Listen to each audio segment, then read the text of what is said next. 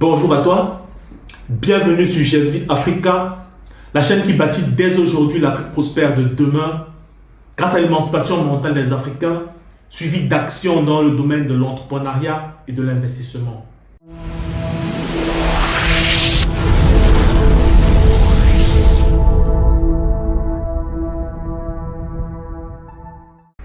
Il y a quelque temps, dans le cadre de ma série de vidéos sur le thème devenir riche de l'intérieur, je pointais du doigt le fait que l'Africain n'a pas confiance en lui-même et que s'il espérait un jour développer son continent, il a intérêt à reconnaître ce problème, à s'attaquer sérieusement à celui-ci et à le régler rapidement et une fois pour toutes. Car le constat est simple. Pour quiconque espère accomplir quoi que ce soit de significatif dans sa vie ou espère atteindre un quelconque niveau de succès dans un quelconque domaine, le premier pas, la condition de base, c'est d'avoir confiance en soi. En matière d'enrichissement financier et même en matière de développement économique, on n'échappe pas à cette règle de base. Il faut de la confiance. Et dans ces domaines, le besoin de confiance est même encore plus grand car il faut en fait deux types de confiance. En tant qu'acteur économique, il faut d'une part que j'ai confiance en moi-même. Et il faut d'autre part que les autres aient confiance en moi. Car sans cette dose de confiance, personne n'acceptera de faire du business avec moi. Cela signifie donc que je dois inspirer confiance aux autres afin qu'ils acceptent de travailler avec moi. Et pour réussir à inspirer confiance aux autres, il faut d'abord que j'ai confiance en moi-même et en mes capacités. Car à la base, si je ne crois pas en moi-même, comment vais-je réussir à convaincre les autres de croire en moi, d'avoir confiance en moi, de croire en mon projet, ou encore de me faire confiance de sorte à me confier un travail à faire pour eux? Oui, il faut vraiment de la confiance, que je puisse inspirer confiance. Et à la base, il faut que j'ai confiance en moi-même pour pouvoir inspirer cette confiance aux autres. Je veux vraiment que vous compreniez à quel point la confiance est importante. Pour ceux d'entre vous qui occupent un emploi en ce moment par exemple, auriez-vous été embauché si vous n'avez pas réussi à convaincre votre employeur actuel de vous faire confiance?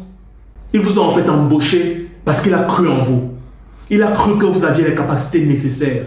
Il a cru que vous aviez le niveau nécessaire. Il a cru que vous aviez les compétences nécessaires, l'expérience nécessaire et même la personnalité nécessaire pour pouvoir le satisfaire. Et par personnalité ici, j'inclus les éléments tels que l'honnêteté, le sérieux, la responsabilité, etc. Oui, cet élément de confiance est super important parce que, en parlant de personnalité par exemple, pensez-vous que si un employeur au moment de l'embauche sait que le candidat qui est en face de lui est malhonnête et voleur, pensez-vous une seule seconde qu'il va l'embaucher? Pas du tout. Et pour réussir à convaincre votre employeur de vous faire confiance et de vous embaucher, il a d'abord fallu que vous ayez confiance en vous-même et en vos capacités à faire le job. Et ainsi, vous pouviez montrer votre assurance au moment de l'entretien d'embauche. Parce que justement, imaginez que lors de l'entretien, lorsque le recruteur vous pose des questions, vous répondiez avec hésitation et en tremblant, montrant des signes que vous n'êtes pas sûr même de vos réponses. Que lorsque vous parlez, vous manifestez le fait que vous n'êtes même pas sûr de ce que vous dites. Pensez-vous qu'il vous aura embauché? Non, pas du tout. Car je vous garantis que, même si vous donniez des réponses justes, mais en manifestant un manque flagrant d'assurance et de confiance en vous-même, il vous aurait rejeté. Car il est clair que le manque d'assurance n'inspire aucune confiance. En élargissant cela au domaine du business en général, la confiance est tellement cruciale. Les employeurs vous embauchent parce qu'ils ont confiance. Les clients achètent vos produits parce qu'ils ont confiance. Les investisseurs investissent dans votre projet parce qu'ils ont confiance. Et même les partenaires s'associent avec vous pour monter une affaire parce qu'ils ont confiance. Or, en Afrique, où se trouve la confiance? Il y a en fait manque de confiance à tellement de niveaux qu'on pourrait même en écrire un livre. C'est d'ailleurs ce que je vais faire. Il est extrêmement urgent que l'Afrique traite son problème de confiance. Car, comme on vient de le voir, à tous les niveaux dans le business, la confiance est nécessaire. Sans confiance, on n'embauche pas. Sans confiance, les clients n'achètent pas. Sans confiance, on ne lance pas de projet. Comment voulez-vous donc dans ces conditions développer un continent? Comment voulez-vous que nous réussissions à développer notre continent si nous n'avons pas confiance en nous-mêmes et si nous ne réussissons pas à inspirer confiance aux autres? À ce niveau, un déclic est absolument nécessaire et urgent dans le cerveau de chaque Africain. Car le problème de confiance auquel est confrontée l'Afrique trouve sa racine dans la mentalité des Africains.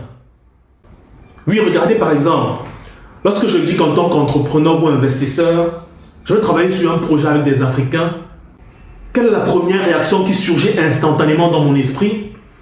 N'est-ce pas la peur, la crainte de me faire arnaquer par mes propres frères africains? Et ce qui est triste, c'est que la plupart du temps, j'aurais raison d'avoir cette crainte dans mon cœur. Parce que nous tous, nous connaissons plein d'histoires d'arnaques entre nous frères africains, à gauche et à droite. Vous voyez donc à quel point c'est catastrophique ce problème de confiance en Afrique. Par contre, si aujourd'hui je dis que je vais investir dans un projet avec des Allemands par exemple, est-ce que j'aurai instinctivement les mêmes craintes? N'aurais-je pas instinctivement foi en l'intégrité morale de ces Allemands et en leurs compétences? Pourtant, je ne dis pas ici que les Allemands sont des êtres humains parfaits. Qu'est-ce qu'ils ont de plus que les Africains? Mais vous voyez avec cette comparaison où se trouve le problème. Les Allemands sont pourtant des êtres humains normaux comme les Africains, avec 2 pieds, 2 mains et un cerveau comme les Africains. Et ils n'ont absolument rien d'exceptionnel ni d'extraordinaire par rapport aux Africains. Mais pourtant, quand on entend « Made in Germany », fabriqué en Allemagne, cela inspire instantanément confiance. Si dans la qualité allemande peut inspirer confiance à travers le monde, alors la qualité africaine peut également se bâtir une réputation et s'élever également au rang des meilleurs afin d'inspirer aussi confiance à travers le monde. Mais bien sûr, pour cela, il faut d'abord commencer par quitter le rang des consommateurs éternels et commencer à produire du Made in Africa. Et ensuite, puisque nous commencerons à créer de plus en plus, à produire de plus en plus, nous passerons au niveau supérieur en bâtissant cette qualité africaine avec une réputation positive à travers le monde. Nous pouvons y arriver car les Allemands ou les autres non-africains sont des êtres humains comme nous et n'ont rien d'exceptionnel. Ils ont 2 mains, 2 pieds, un cerveau comme chacun des Africains. Alors, Africain, tu dois commencer par te faire confiance à toi-même et en tes capacités.